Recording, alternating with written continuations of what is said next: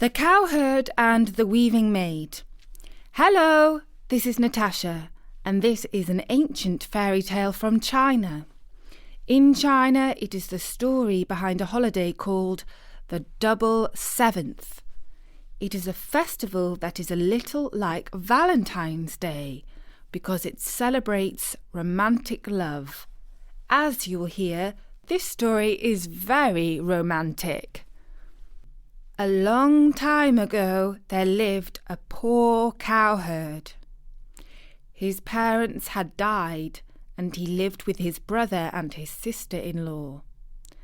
But his only relatives were cruel to him, and one day they drove him out of the house.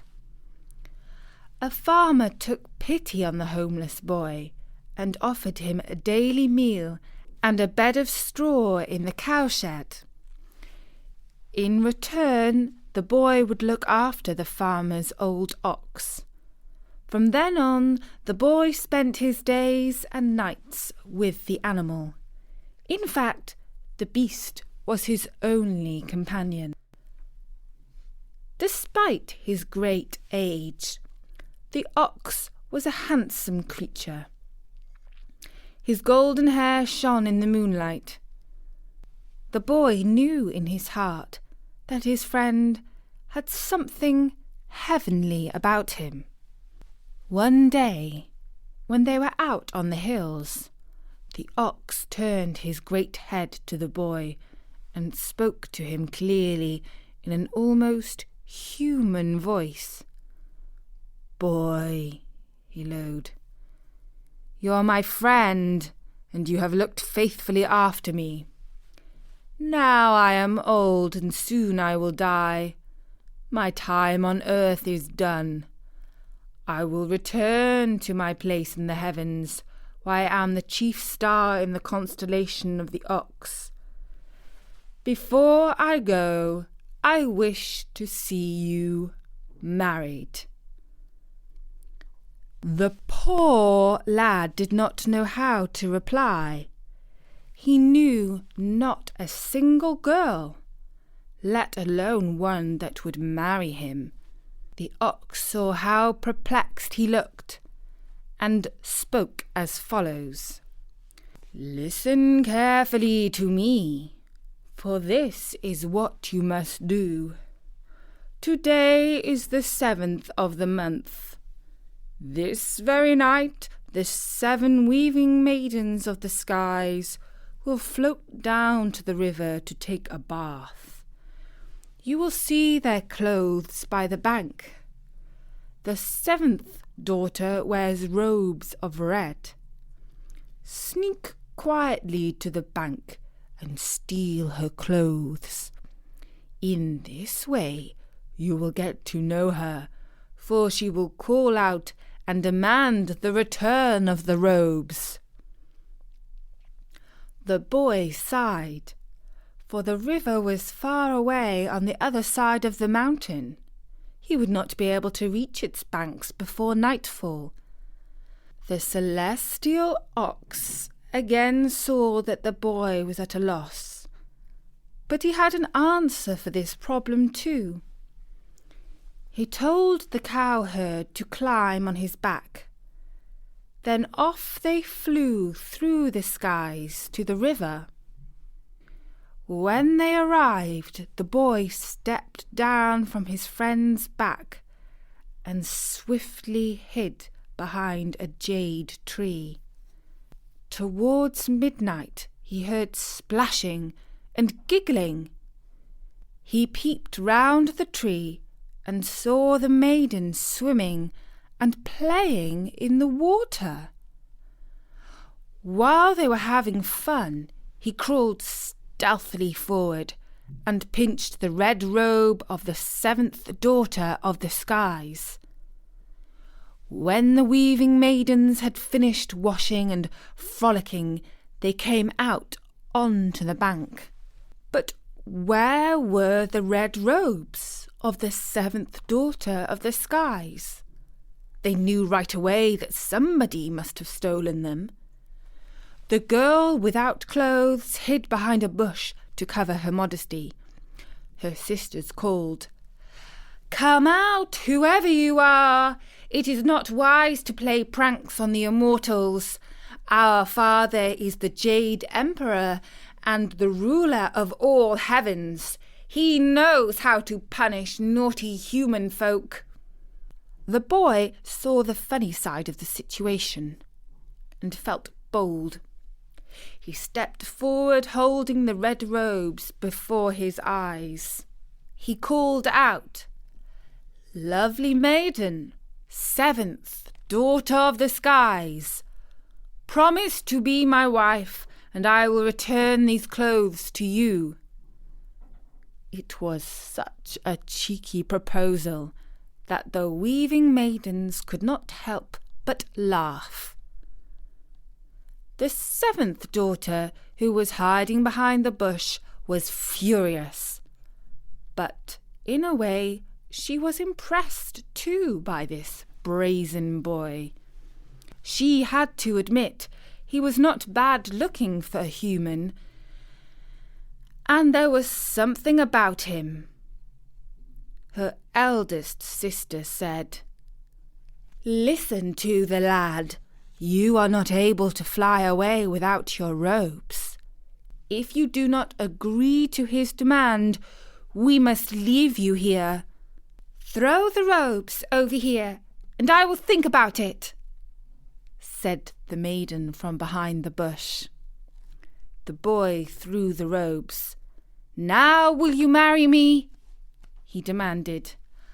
"I will let you know," she replied.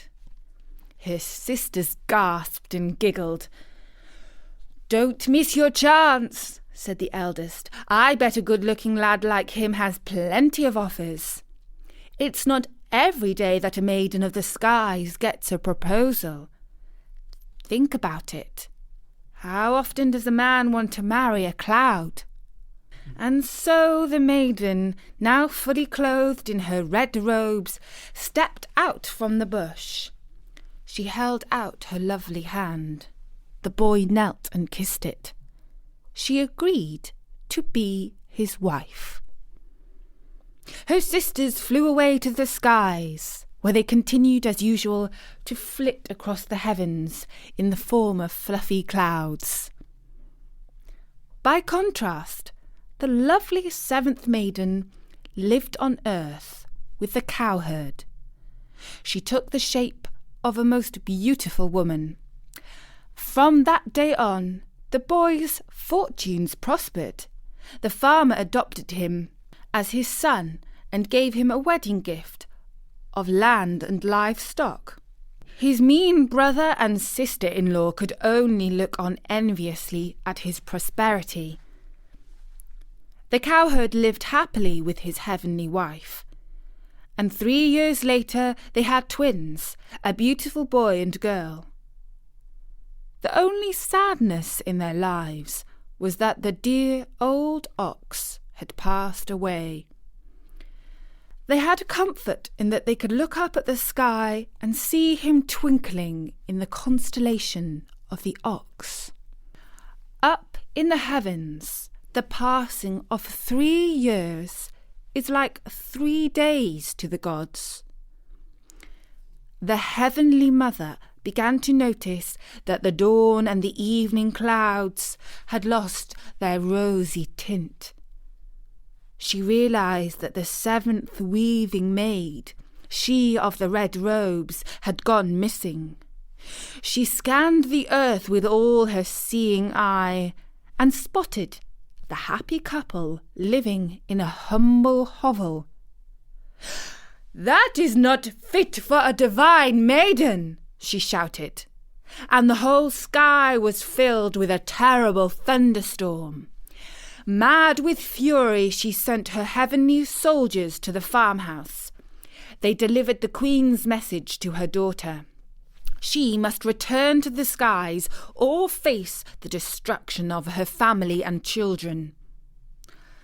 With great sadness, she had no choice. She must go back to heaven. The soldiers escorted her, leaving her wailing children and husband behind.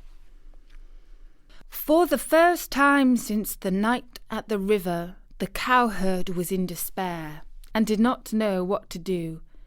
He looked up into the heavens and saw the twinkling star of his friend the ox.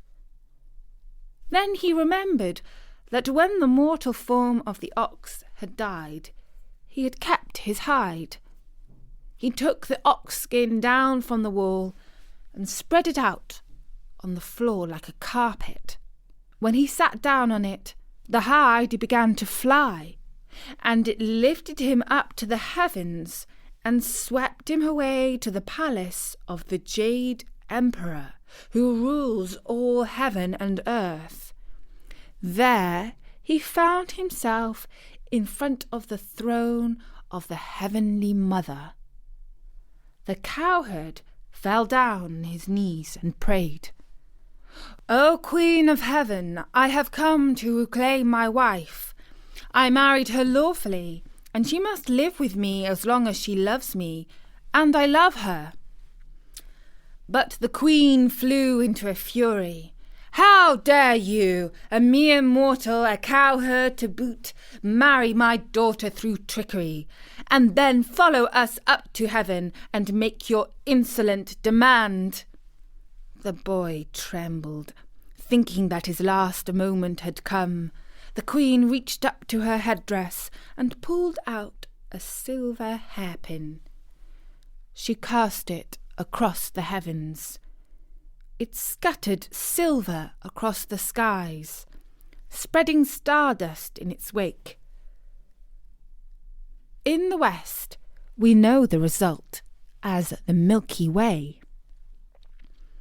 In China, they call it the Silver River. And now the cowherd and the seventh weaving maid stand on either side of the river and gaze all year long at each other. But on their anniversary, the festival of the 7th of the 7th, even the hard heart of the Queen of Heaven relents. A magical bridge appears across the Silver River, and for one day and night the cowherd and his heavenly wife can meet and embrace. And that was the story of the cowherd and the weaving maid. I do hope you enjoyed it. Bertie says that some of his favourite stories on Storynory can be found in the section called World Fairy Tales. There you will find some of our most spiritual and romantic stories, such as The First Strawberries, which is a touching and romantic tale from North America. You can also enjoy some of my favourites, such as The Samurai and the Tea Master, The Old Man and the Figs, The Blind Man's Daughter, and The Desolate Island. In short, there are hundreds of wonderful free audio stories which you can listen to on Storynory.com.